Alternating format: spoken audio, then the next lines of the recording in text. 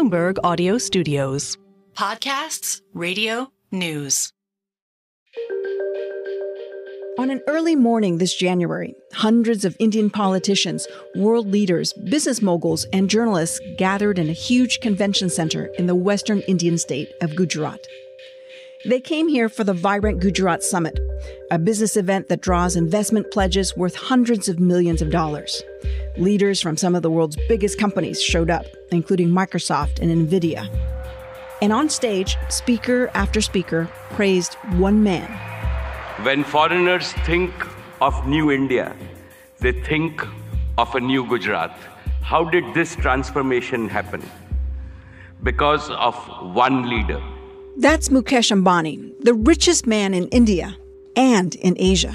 Our beloved leader who has emerged as the greatest global leader of our times. And he is Shri Narendra Modi, the most successful Prime Minister in India's history. One big reason Ambani can't stop singing Narendra Modi's praises, his own net worth. It has quintupled since Modi became Prime Minister. Ambani is now the 11th richest person on the planet, right behind Warren Buffett and Larry Ellison. Ambani was also one of the first business heavyweights that came to support this summit, Vibrant Gujarat. It was Modi's brainchild while he was chief minister of the state, and it's no coincidence that this summit first took place in 2003. That's just a year after riots in Gujarat left more than 1,000 people dead and brought criticism of the state and its leader, Modi.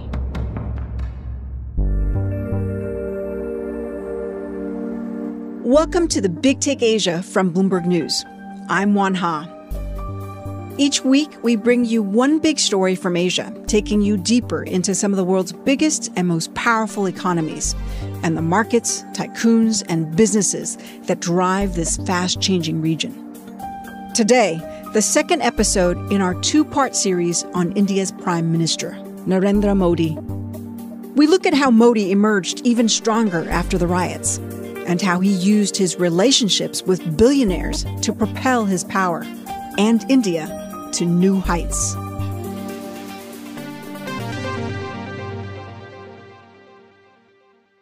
After more than 1,000 people, mostly Muslims, were killed in violent riots in Gujarat in 2002, Modi came under immediate pressure.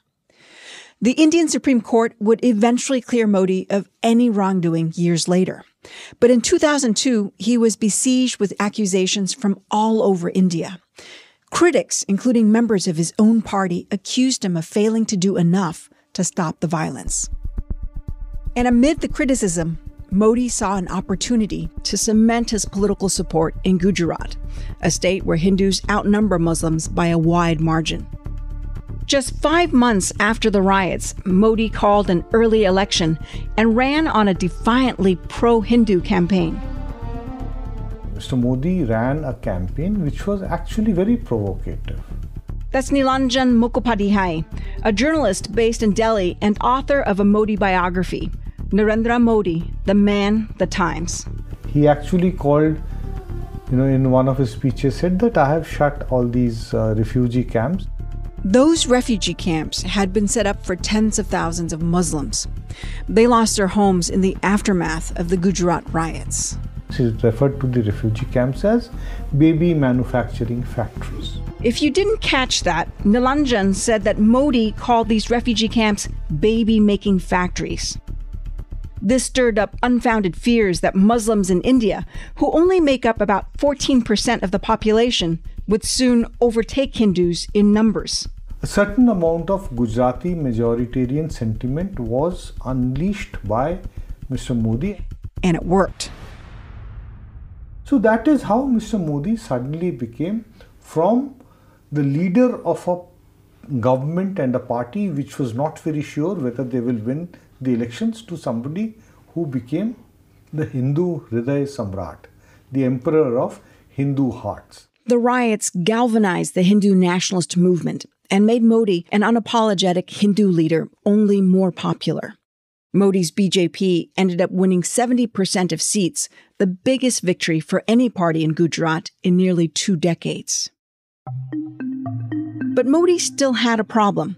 The reputations of both Modi and his home state were in tatters, particularly on the international stage. He decided, or he also realized, because ultimately you have to improve the image of the state also. The only way is by projecting the image of a very peaceful state. But how? Modi's strategy? Win over India's biggest tycoons. Modi personally called the country's leading entrepreneurs and convinced them to come and invest in the state. He implemented a slew of pro-business measures, cutting layers and layers of bureaucracy, and sped up investment approvals. Listen to how excited the crowd was to see Modi at a festival tied to the vibrant Gujarat summit in 2004. I'll say Gujarat can. You raise your hands and say Gujaratis will. Gujarat can! Gujarat can! In a short period of time, Vibrant Gujarat became a very important event for which people would flood. And they didn't just show up. They invested money. Lots of money. Ambani says his company, Reliance Industries, has invested $150 billion in India in the last 10 years, and that a third of that has gone to Gujarat alone. And Gautam Adani, who is now India's second richest man, invested in big dollar projects such as power plants. One of Adani's power plants in the state can power millions of rural homes. Those projects created thousands of jobs in Modi's home state and fed right back into growing public support for Modi. What we can very definitely say is that business loves him. And he's also made every possible gesture, reached out for them to come and invest and set up shop in India. Bloomberg's Sudhi Ranjan Sen has been covering India for nearly 3 decades. So, Vibrant Gujarat and his friendship with billionaires and Gujarat riots are all kind of intertwined. And in the almost 13 years Modi was in charge of the state, Gujarat's economy grew an average of nearly 10% each year, higher than the country overall. Modi's record on the state economy, combined with his charisma on the campaign trail, catapulted him onto the national stage. He rose to become the prime minister candidate of his party, the Bharatiya Janata Party, or the BJP. And in May 2014, we begin with the biggest exercise in democracy ever. Narendra Modi has won a landslide victory in India's election. The long dominant Congress party has conceded defeat and is headed for its worst loss. Well, let's head to Mumbai. You can hear how excited his supporters are in this video posted on Modi's official YouTube channel.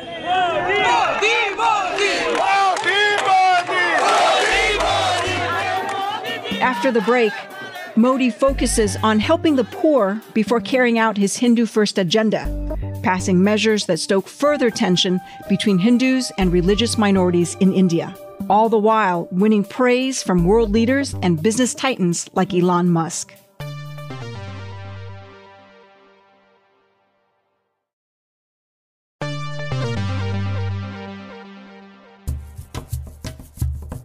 After savoring the biggest election win in India in 30 years, Modi took quick action to quiet critics. They accused him of focusing on pleasing Hindu conservatives rather than improving the lives of the country's poorest people. So Modi pledged to focus on toilets first, temples later. Here's him talking about it in a speech in 2013.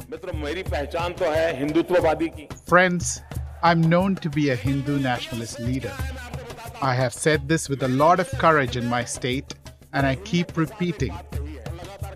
My image does not permit me to say so, but I dare to say that my real thought is, first build toilets, then temples. Modi's government launched a series of programs beyond providing toilets. It provided the poor with cheap cooking gas, running water, electricity. And on top of that, gave hundreds of millions of Indians new bank accounts, allowing them to directly access government subsidies, instead of having to go through middlemen who often took a cut. With, being able to bank the unbanked, he's been able to largely, not completely, but largely, in some areas, do away with, the corruption that was there in between in the delivery systems. That has really worked. And as he grew in power, Modi and the BJP sought to unify the Hindu vote by seeking to convince the majority of Indians to identify more as Hindus than by caste. Now, India's caste system is an ancient system of social hierarchy based on birth, and it's one of the traditional dividing lines politically. Although caste discrimination is officially banned, the system is still a big factor in deciding everything from education and healthcare to job opportunities. Under Modi, the BJP has brought in more Hindus into the party, effectively building a bigger coalition of Hindu voters across caste lines. The party's membership more than tripled in 2019 with Modi at the helm. What we see that the BJP has excelled in is being able to kind of bring in more or less all castes and smaller groups within the Hindu religion. So while you're pushing the Hindu first agenda front and center, you're also taking care of the different divisions that are there in society and trying to say that, it is us who can take care of you, therefore you need to follow us, therefore you need to support us. During his first term, Modi largely focused on economic issues. A second landslide election win in 2019 prompted him to move full steam ahead with some long-standing goals of Hindu conservatives.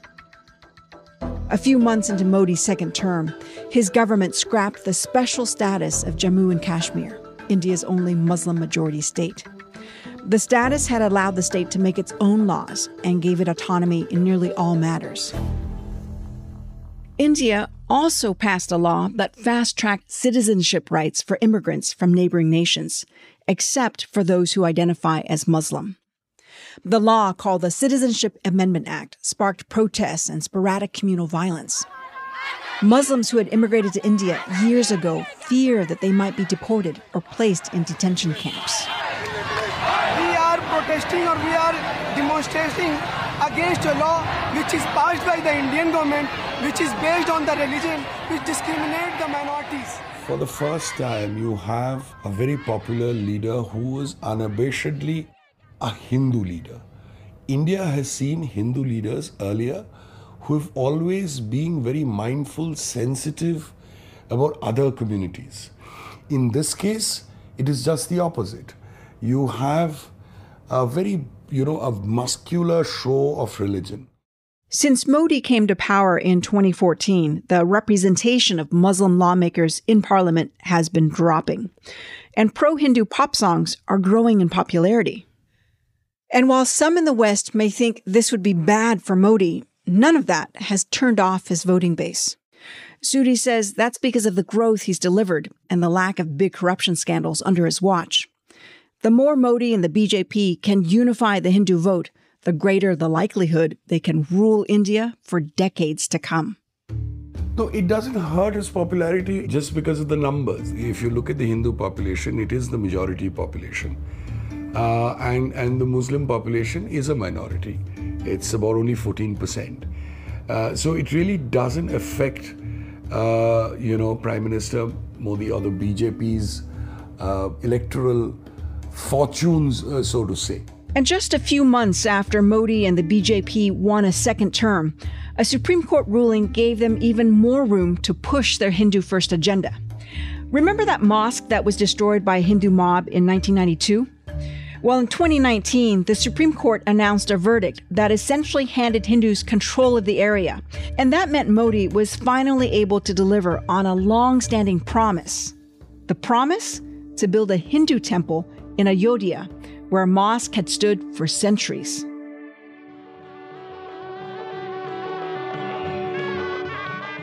The sounds that you're hearing are from the inauguration ceremony this January of the Ram Temple in the northern city of Ayodhya.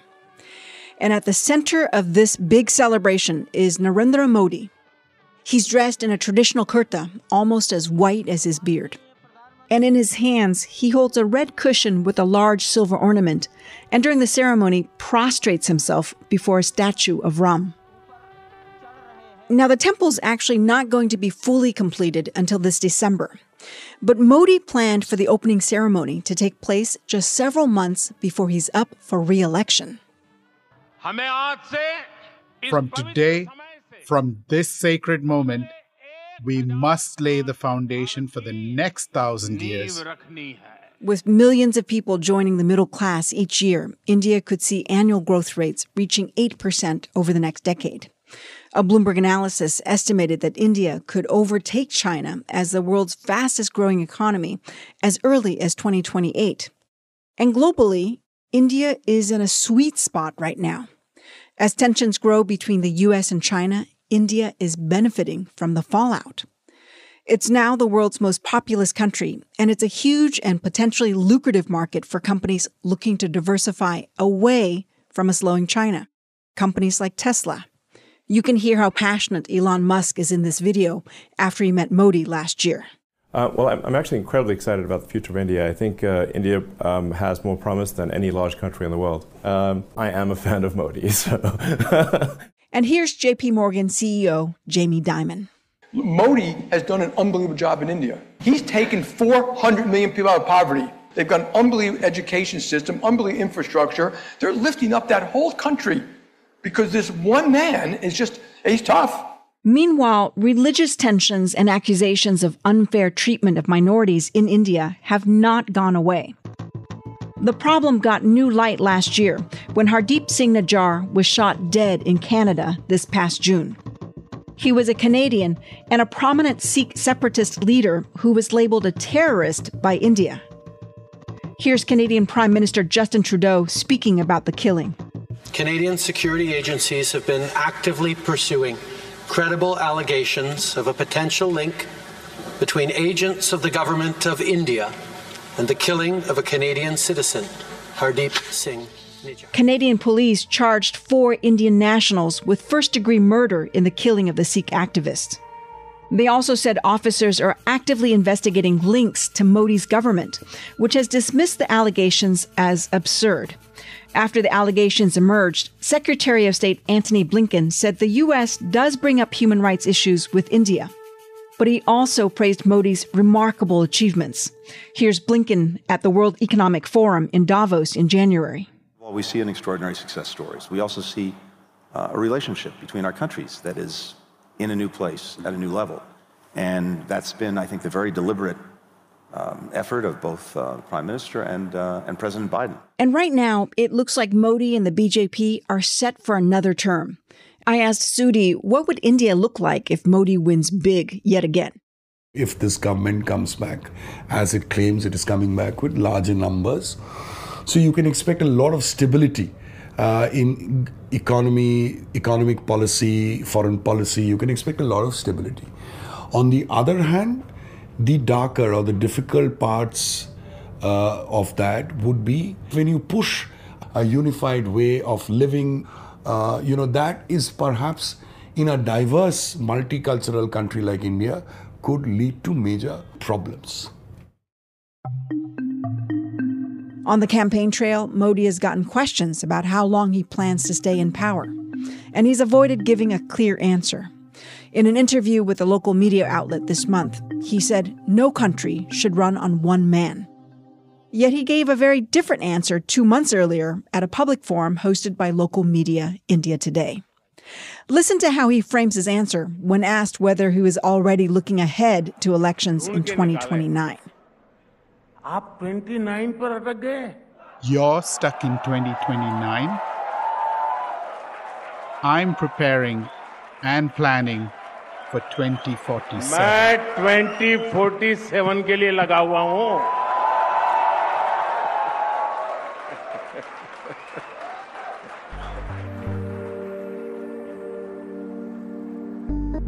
This is the Big Take Asia from Bloomberg News. I'm Oanh Ha. This episode was produced by Yang Yang and Naomi Ng. It was edited by Caitlin Kenny, Daniel Tenkate, Emma O'Brien, Nishant Dahiya, and Jeanette Rodriguez. It was mixed by Alex Sugiera, Jessica Beck, and Blake Maples, who also wrote our theme music. The story was fact-checked by Thomas Liu and David Fox. Special thanks to Sanjay PR, Supriya Batra, Taimur Soban, Naomi Shaven, Kurian Abraham, Elizabeth Ponso, and the Bloomberg Originals team. Nicole Beamster-Bower is our executive producer, and Sage Bauman is Bloomberg's head of podcasts. Thanks for listening to The Big Take Asia. Please follow this show wherever you listen to podcasts.